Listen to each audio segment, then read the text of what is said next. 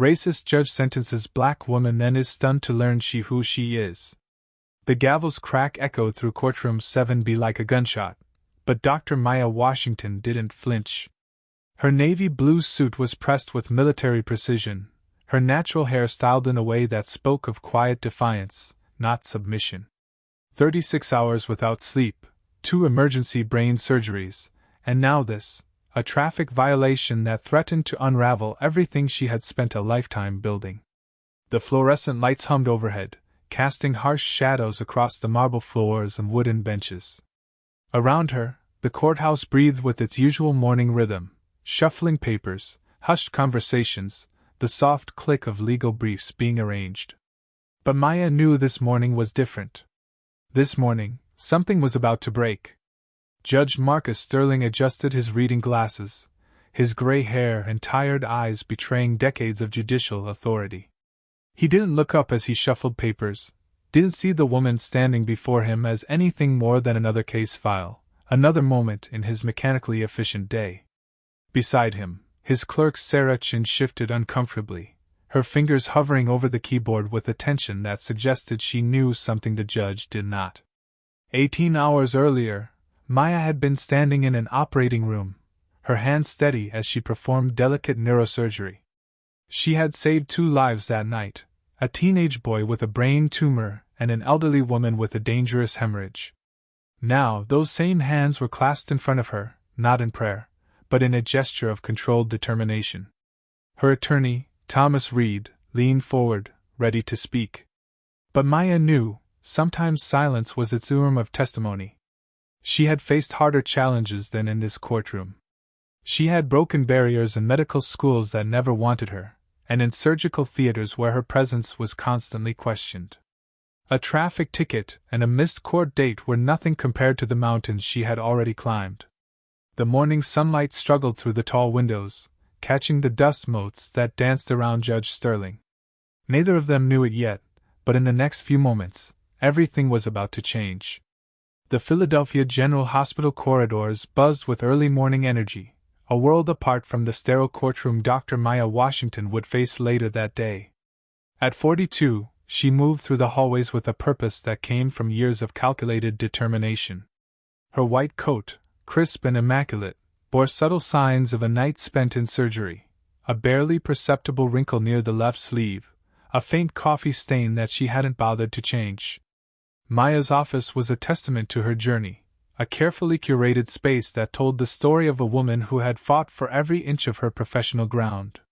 Medical degrees from top institutions lined one wall, their frames slightly askew, not from carelessness, but from a deliberate rejection of the perfectly staged displays she had seen in her colleagues' offices. Photographs were sparse but meaningful. Her mother's graduation photo from nursing school, a group shot from her medical school class where she stood out as the only black woman, a candid image of her performing surgery, captured mid-procedure. The morning began like most of her mornings, a quick review of patient charts, a strong cup of coffee from the machine she had insisted on installing in the neurosurgery wing, and a mental preparation for the day ahead. Her specialty was complex neurosurgery, a field where milliseconds could mean the difference between life and death. She had a reputation for taking the most challenging cases, the patients other surgeons deemed too risky. Her colleague, Dr. James Chin, knocked softly on her office door. "Rough night?" he asked, noting the dark circles under her eyes. Maya allowed herself a brief smile. 2 emergency surgeries. A 17-year-old with a brain tumor and an elderly woman with a hemorrhage. Both made it through. James knew better than to ask how she managed such marathon surgical sessions. Maya Washington wasn't just a surgeon, she was a force of nature. Her hands were known throughout Philadelphia's medical community as nothing short of miraculous. But her path hadn't been easy. Growing up in West Philadelphia, the daughter of a nurse and a high school history teacher, Maya had learned early that excellence was her only path forward. Her mother, Patricia, had instilled in her a belief that she would need to be twice as good to be considered half as capable. Every achievement was hard-won: medical school scholarships, research grants, surgical residencies, each step a battle against systemic barriers that seemed designed to push her out. Her specialty in neurosurgery was no accident. As a young resident, she had watched her grandmother suffer from a misdiagnosed neurological condition, and an experience that transformed her pain into a professional passion. She became obsessed with the intricate landscape of the human brain, seeing each surgery as a complex map to be navigated with precision and compassion. The hospital staff respected her not just for her surgical skills, but for her approach to patient care. Maya believed that healing went beyond the operating table. She spent time with patients' families, explained complicated medical procedures in a language they could understand, and fought tirelessly with insurance companies to ensure her patients received the care they needed. But this dedication came at a personal cost. Her personal life was a series of compromises: delayed relationships, missed family gatherings, countless birthdays and holidays spent in the hospital. She was single, not by choice but by consequence of a career that demanded everything. Her phone buzzed, a reminder of the court date that loomed over her morning. A simple traffic violation that had snowballed into something more complex. Most would have simply paid the fine, but Maya Washington wasn't most people. She believed in fighting systemic injustices, whether they occurred in an operating room or a courtroom. Dr. Chen noticed her momentary distraction. "The court thing?" he asked. Maya nodded. "Just a formality," she said, her voice carrying a hint of steel. "I was performing emergency surgery. The court date was the last thing on my mind." As she gathered her files, preparing to head to court after her morning rounds, Maya Washington embodied a delicate balance. A brilliant surgeon who had learned to navigate complex systems, a woman who understood that her very presence was an act of resistance, a professional who knew that every interaction was an opportunity to challenge preconceived notions. The day was just beginning, and she was ready, as always, to fight. Courtroom 304 of the Philadelphia County Courthouse seemed to hold its breath as Dr. Maya Washington walked in. The marble floors reflected the morning light, creating a stark backdrop to the morning's proceedings. Thomas Reed, her attorney, stood slightly behind her, his fingers nervously adjusting his tie, a telltale sign of his underlying anxiety. The courtroom was a familiar battlefield, but today felt different. Maya had navigated countless high-pressure situations in operating rooms where life and death hung in the balance, but the legal system presented a different kind of challenge, one where the rules were less clear, the stakes somehow more personal. Judge Marcus Sterling sat elevated above everyone else, a physical manifestation of the power dynamics that would play out that morning. At 62, he carried the weight of 25 years on the bench, years that had calcified his worldview into something rigid and unforgiving. His gray hair and tired eyes suggested a man who had long ago decided he had seen it all, and understood it all. Sarah Chin, the judge's clerk, organized files with mechanical precision. She was Japanese-American in the mid-30s, her movements careful and deliberate. Something in her posture suggested she was more than just a passive administrator. Her eyes darted between the files, Dr. Washington, and the judge with an intensity that hinted at something brewing beneath the surface. The case seemed simple on paper, a missed court date for a traffic violation. But nothing was ever truly simple in Judge Sterling's courtroom. Docket number 2024, County Route 789, Commonwealth vs. Dr. Maya Washington, Sarah called out, her voice cutting through the ambient courthouse murmurs. Thomas Reed stepped forward first. "Your Honor, my client is a respected neurosurgeon at Philadelphia General Hospital. The missed court date was due to an emergency operation that couldn't wait. We have full documentation of the surgical procedures performed that day." Judge Sterling barely looked up, shuffling papers with a dismissive gesture. The fluorescent lights cast harsh shadows across his desk, creating sharp angles that seemed to mirror his judicial demeanor. "The facts are simple, Counselor," Sterling interrupted, his voice carrying the weight of decades of unchallenged authority. "Your client failed to appear for a court date, and then argued with an officer of the law when he attempted to serve a bench warrant." Maya stood perfectly still. Her surgical training had taught her the value of controlled stillness, a skill that served her equally well in this courtroom as it did in the operating room. She had spent 18 consecutive hours performing 2 complex brain surgeries, saving lives that would have been lost to any less dedicated surgeon. And now she stood accused of a minor traffic violation. The tension in the room was palpable. Lawyers who had finished their cases lingered in the gallery, sensing something different about this morning's proceedings. They exchanged knowing looks. They had seen Judge Sterling's patterns before. "Your Honor," Maya began, her voice calm but firm. "I was performing life-saving surgery. A teenage boy with a brain tumor and an elderly woman with a critical hemorrhage. Both patients would have died without immediate intervention." Judge Sterling's hand wave cut her off mid-sentence. "The time for explanations was at your original court date, Ms. Washington." The emphasis on Ms. instead of Doctor was deliberate, a subtle but sharp indication of disrespect that did not go unnoticed by those familiar with the courtroom's unspoken dynamics. Sarah Chin shifted uncomfortably in her seat. Her fingers hovered over her keyboard, trembling slightly. She had noticed something in Dr. Washington's file, something important. But years of courtroom protocol made her hesitate. Interrupting a judge during sentencing was almost unheard of. Thomas Reed tried again. "Your Honor, we have comprehensive documentation of the emergency surgeries. The medical records clearly show." "Counselor," Judge Sterling's voice cut through like a blade. "You've had your chance to speak. The time for explanations has passed." Maya's mind raced. She had faced impossible surgical challenges, navigated complex medical politics, and broken barriers in a field that had never welcomed her easily. This courtroom felt like another operating theater, one where the stakes were her professional reputation, her very identity. The gallery had grown unusually full. Word had spread through the courthouse about what was happening in courtroom 304, and several lawyers and court staff found reasons to linger. They'd seen this pattern before. What started as a simple traffic ticket turned into something much more serious.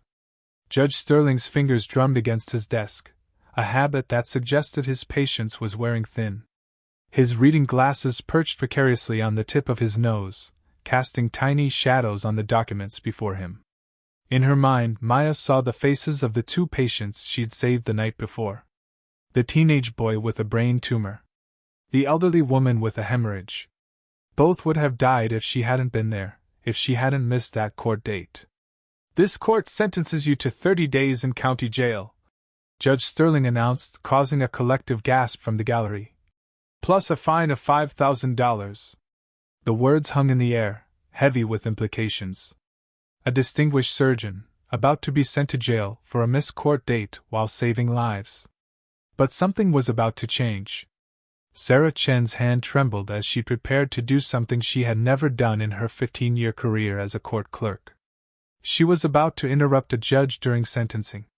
The morning light continued to stream through the tall windows, casting long shadows across the courtroom floor. No one in the room, least of all Judge Sterling himself, realized that the next few moments would change everything. The moment Sarah Chen's voice cut through the courtroom was electric. "Your Honor," she said, her voice trembling but resolute. "Dr. Maya Washington saved your granddaughter's life last October." Time seemed to stop. Judge Sterling's hands, typically steady when handling legal documents, began to shake. The color drained from his face as he stared at the notes Sarah had placed before him. The entire courtroom held its collective breath, sensing something momentous was about to unfold. In that suspended moment, the carefully constructed facade of judicial authority began to crack. Judge Sterling looked up at Dr. Washington, truly seeing her for the first time that morning. Gone was the dismissive glance, replaced by a look of dawning recognition and growing shame. "Dr. Washington," he said softly, her proper title finally finding its way to his lips. "Is this true?" Maya met his gaze steadily. "Yes, Your Honor. Emma Sterling. Arteriovenous malformation. A complex brain condition that required immediate surgical intervention. She came through the procedure successfully. Her follow-up appointments have been promising." The gallery erupted in a mixture of whispers and shocked murmurs. Thomas Reed, Maya's attorney, stood frozen, witnessing a courtroom drama far more complex than any traffic violation. Sarah Chin stepped forward, her usual deference replaced by a quiet determination. I've pulled the medical records, Your Honor. Dr. Washington performed the surgery on October 17th, working for over 12 hours to save Emma's life. She was the lead neurosurgeon. Judge Sterling's world was unraveling. The memories flooded back. The terrifying phone call about his granddaughter's collapse, the endless hours in the hospital waiting room, the moment Dr. Washington walked out of surgery at 3 a.m., still in her scrubs, to tell the family that Emma would make a full recovery. Perhaps, Thomas Reed ventured carefully, we could take a brief recess? The judge nodded, his usual commanding presence replaced by something more vulnerable. Yes. A 15-minute recess, he mumbled, his voice barely audible. As the gallery emptied, whispers filled the air. Court officers stood awkwardly by the doors, sensing the unusual tension.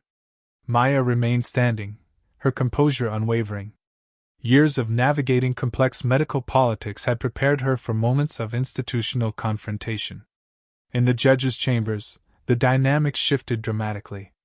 Family photos lined the shelves, including one of Emma at her recent soccer championship, alive and smiling because of the woman standing before him.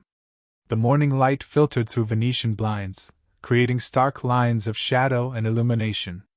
Emma showed me her trophy last month during her final checkup, Maya said softly, nodding toward the soccer photo. Judge Sterling's hands trembled as he picked up the frame.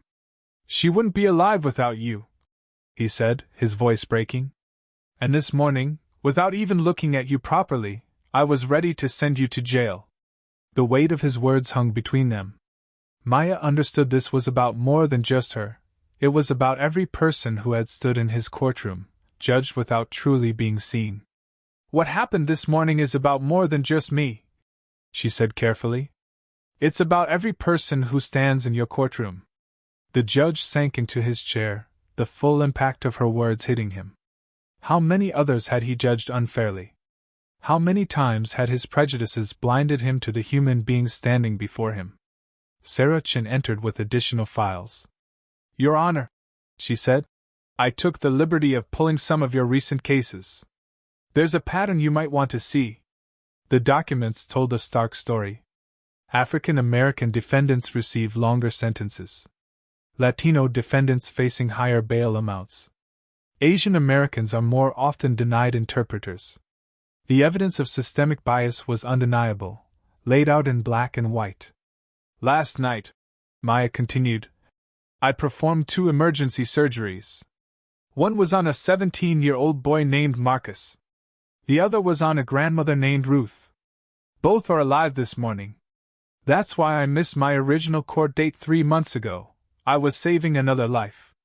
Judge Sterling looked at the medical documentation, which he had earlier refused to review.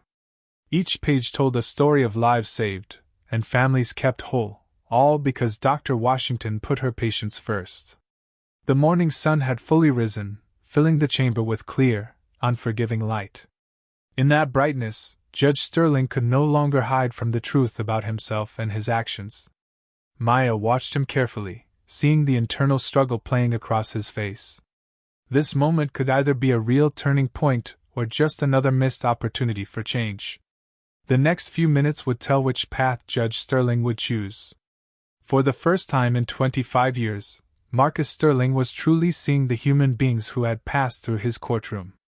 And the view was uncomfortably revealing. That evening, Judge Marcus Sterling couldn't sleep.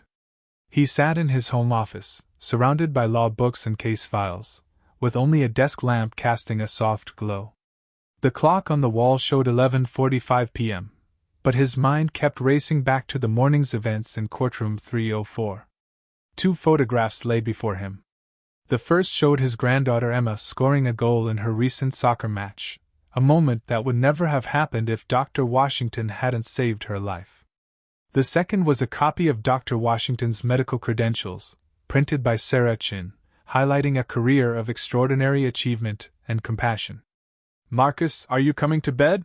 His wife Linda appeared in the doorway, wearing her blue robe. She knew that look on his face, the one that meant his world had been shaken. I almost sent her to jail, Linda. he said quietly, still staring at the photos. The same doctor who saved Emma's life. I didn't even look at her properly. Linda walked into the office and sat across from him. Tell me what happened, she said gently. As Marcus recounted the morning's court session, the layers of his unconscious bias began to unravel. Each word revealed not just a single moment of judicial failure, but a lifetime of unchallenged assumptions. Across town at Philadelphia General Hospital, Dr. Maya Washington was finishing another late shift. She stood at the nurse's station, updating patient charts, her mind occasionally drifting to that morning's court proceedings. A young resident approached her, holding something out. Dr. Washington, the family of Marcus Thompson, your surgery patient from last night, they wanted you to have this. It was a hand-drawn card covered in colorful crayon drawings. Opening it, she found a picture of herself drawn by Marcus's little sister. Underneath, in wobbly letters, it read, "Thank you for saving my brother." The simple message brought tears to her eyes, reminding her why she had chosen this path despite all the obstacles. Back in his office, Judge Sterling began pulling files from his past cases. Sarah Chen's words about patterns haunted him. He started making notes, creating 2 columns on a legal pad. The evidence was becoming clear, and it made him sick to his stomach. His phone buzzed, a text from Emma. Grandpa, Mom told me what happened today. Drive W is amazing, isn't she? She checks on me every time I have a follow-up. She even came to my soccer game last month. The judge's hands shook as he read the message. He remembered Dr. Washington's words from that morning. What happened today is about more than just me. In her hospital office, Dr. Washington opened her desk drawer and pulled out an old photograph, her graduation day from medical school. She was the only black woman in her class. Her mother's words from that day echoed in her mind. Baby, you're not just becoming a doctor. You're becoming a mirror that shows people their prejudices. At midnight, Judge Sterling was still awake. He walked to the kitchen for water and found Linda waiting with 2 cups of tea. Remember what my father used to say? Linda asked, sliding a cup toward him. The hardest person to judge fairly is yourself. The judge nodded, warming his hands around the cup. I've spent 25 years on the bench, Linda. How many lives have I been affected? How many Dr. Washingtons have stood before me, and I never saw them for who they were? In the quiet of that late hour, both Judge Sterling and Dr. Washington were thinking about change. The judge opened his laptop and began typing a letter to the State Judicial Review Board. Dr. Washington finished her patient notes and added one more thing to her schedule, a lecture on bias in healthcare and justice systems. The night grew deeper, but for both of them, something new was beginning. Sometimes it takes a mirror to show us who we are, and sometimes that mirror comes in the form of a person we almost wronged. In a few hours, the sun would rise on a new day, and both the judge and the doctor would face their reflections again. But now they were both a little more aware of the weight their actions carried, and the power they had to create change. 1 week after the courtroom incident, Judge Sterling's office resembled a war room. Towers of case files surrounded him, each carefully color-coded by Sarah Chen, red for harsh sentences, yellow for moderate rulings, green for lenient decisions. The pattern was impossible to ignore. Sarah stood nearby, adding another stack of folders to the already crowded space. That's the last 5 years of cases, Your Honor, she said, pointing to the colored tabs. The visual representation of his judicial history was a stark, uncomfortable landscape of potential injustice. Sterling picked up one of the red-tagged files. James Carter, African American, age 19. First offense is shoplifting. I gave him 6 months. His voice grew heavy. He pulled another file. Michael Brooks, white, age 20. Same charge, same circumstances. 3 months probation. The proud man who never admitted mistakes was gone, replaced by someone determined to face uncomfortable truths. Every file was a life interrupted, a potential future altered by unconscious bias.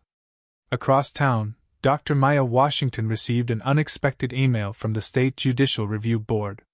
Judge Sterling had reported himself for bias in sentencing, and he had listed her case as primary evidence. Her colleague, Jenny, noticed her surprised expression. "Everything okay, Drive W?" Jenny asked. "Yes," Maya replied, still staring at her phone. "Just unexpected news. Sometimes people can surprise you in good ways." Judge Maria Rodriguez, a respected colleague known for fair sentencing, met with Sterling in his chambers. She reviewed his findings carefully, her expression a mixture of admiration and concern. "Marcus," she said, looking up from the papers, "what you're doing is brave. But it's also going to make a lot of people uncomfortable. Some of your colleagues won't thank you for shining this light on the system." Sterling nodded, remembering how he used to dismiss concerns about bias in the courts. "I've been wrong for so long. Last week, I almost sent a brilliant surgeon to jail because I couldn't see past my prejudice. How many others have I wronged?" Throughout the day, he met with other judges, legal scholars, and civil rights attorneys. Each conversation was harder than the last, but he didn't shy away from the difficult dialogue. Meanwhile, Dr. Washington received another surprising call. The local bar association wanted her to speak at their upcoming conference about her experience. Her colleague, Dr. James Chin, encouraged her during their lunch break.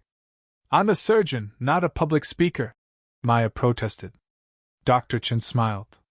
"Maybe that's exactly why you should do it. You can help them see the person behind the defendant's table." Channel 7 News caught wind of the story. Reporters began circling, sensing something significant was unfolding. Sarah Chin brought Judge Sterling his afternoon coffee and found him reviewing video recordings of his past court sessions. The recordings revealed a pattern he had never noticed before: his different tones of voice, body language, and rush to judgment. Subtle but devastating evidence of systemic bias. "Your Honor," Sarah said carefully, "Channel 7 wants to do a story." Sterling shook his head. "This isn't about publicity. It's about fixing what I broke." He picked up another file, his fingers tracing the details of Sandra Thompson, a single mother denied bail for a minor offense, who had subsequently lost her job. Each name represented a life disrupted, a future altered by unconscious prejudice. By evening, his office looked like a command center. Files spread everywhere, sticky notes covering the walls, each representing a potential case of judicial misconduct. Sarah had stayed late, feeling part of something important. "We'll need to review at least 10 years of cases," Sterling said, rubbing his tired eyes. "And then?" Sarah asked. "Then we start making things right," he replied, picking up his phone to make another call to the review board.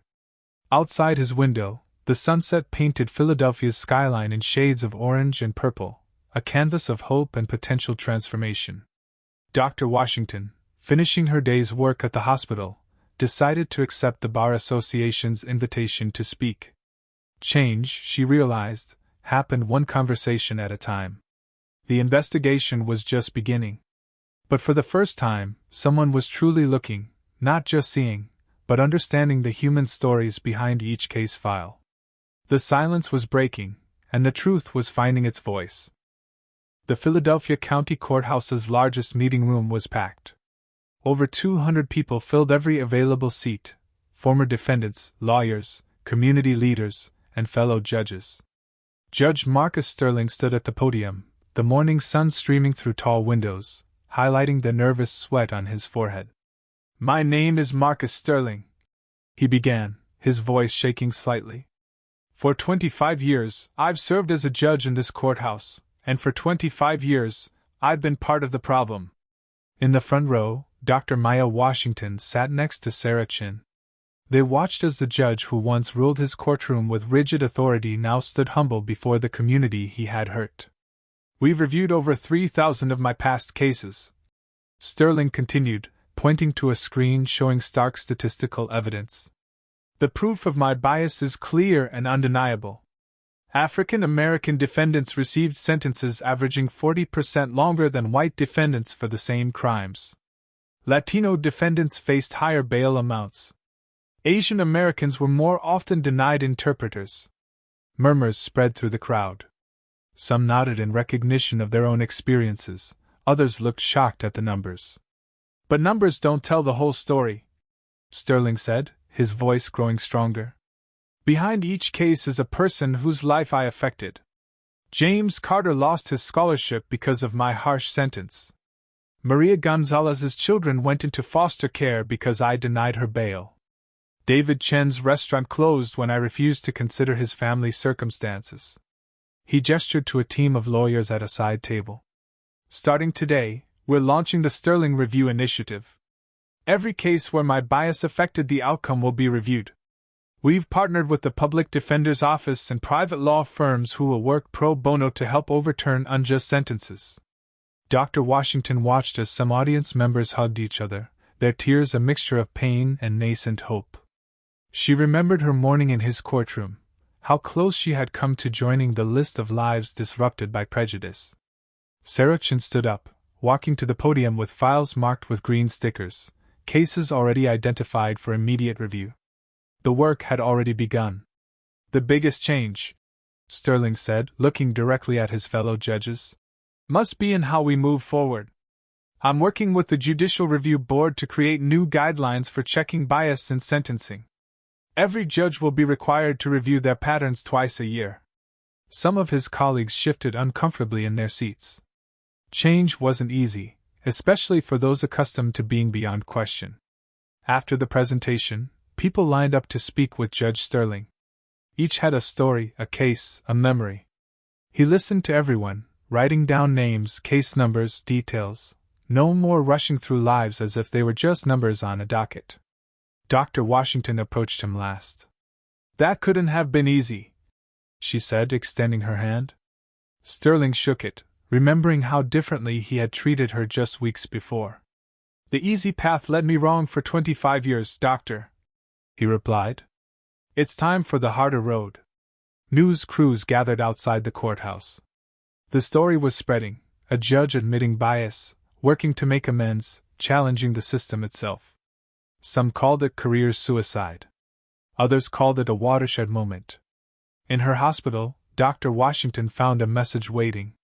Other courts in other cities wanted to know more about the Sterling Initiative. Change, like a pebble thrown in water, was creating ripples. 3 months later, the Philadelphia Judicial Center's main auditorium was filled. Dr. Maya Washington stood at the podium, facing an audience of judges, lawyers, and medical professionals from across the country. Medicine and justice have something important in common, she began. Our biases can mean the difference between life and death, between freedom and imprisonment. Judge Sterling sat in the front row, taking notes. The conference, titled Breaking Bias, Healthcare and Justice, was the first of its kind, bringing together professionals from different fields to address systemic prejudice. 6 months ago, I was almost sent to jail for a traffic violation, she continued, showing a slide of her operating room. The same day I had saved 2 lives through emergency surgery.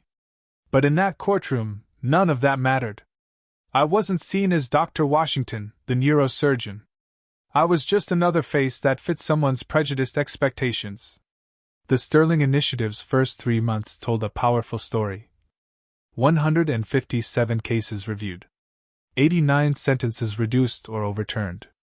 $1.2 million in compensation distributed. 23 other judges voluntarily joined the review process.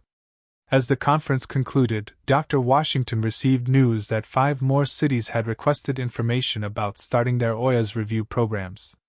Judge Sterling found more judges volunteering to review their past cases. In the parking lot that evening, they caught up with each other. We're making progress, Dr. Washington said. But there's still so much work to do. Yes, Sterling agreed. But now we're doing it together, doctors, judges, lawyers, communities. All of us learning to see each other. They looked up at the hospital and courthouse, 2 places of power where life-changing decisions were made, slowly learning to serve everyone equally.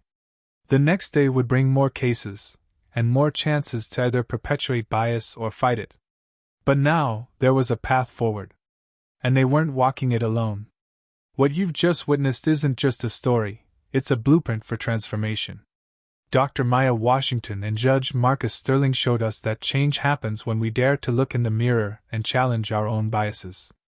In our next video, we'll dive deeper into Dr. Washington's journey and the systemic challenges she overcame. You won't want to miss the untold stories behind her groundbreaking work.